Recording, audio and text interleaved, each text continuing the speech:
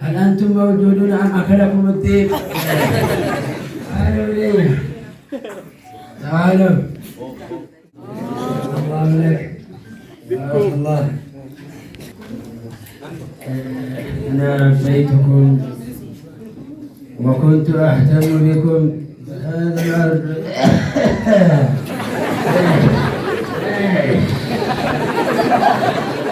حتى تضرأوا فيها معا وتستفيدون منها معا متعاونين متحدين، لأن الاتحاد.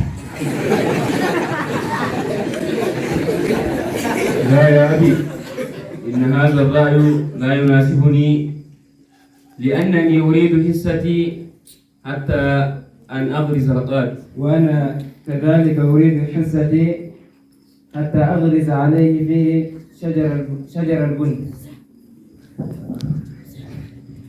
وأنا أريد أن أزرع في حصتي القمح.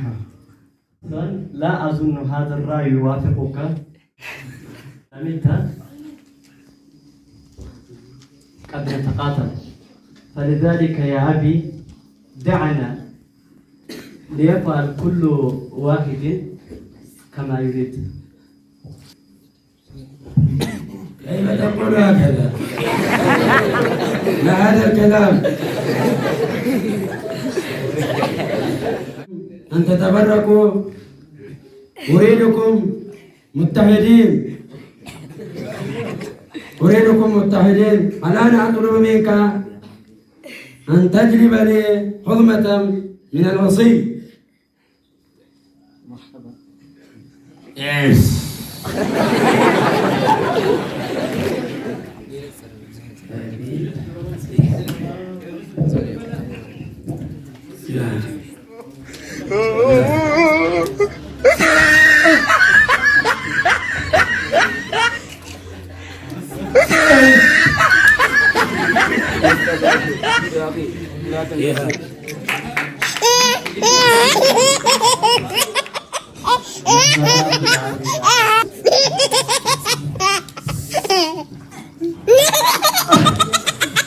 هذه لا تنكسر، هذه قوية.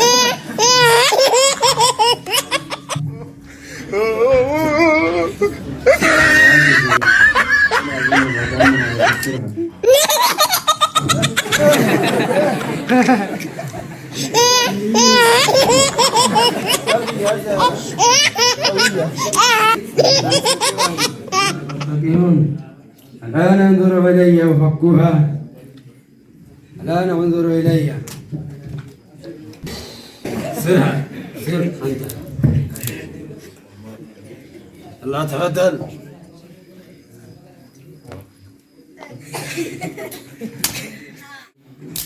كسرتها بسهولة.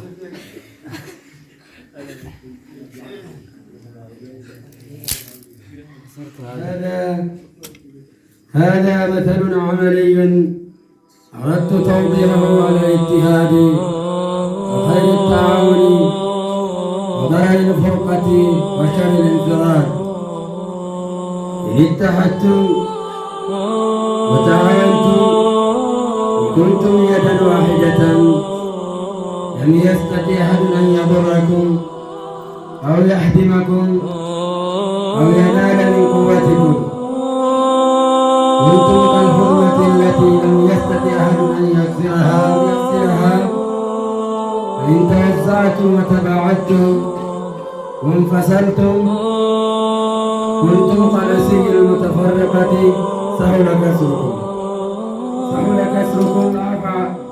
سهل كسركم وضعف أمركم واستطاع عدوكم أن يذلكم وينال غرضه منكم.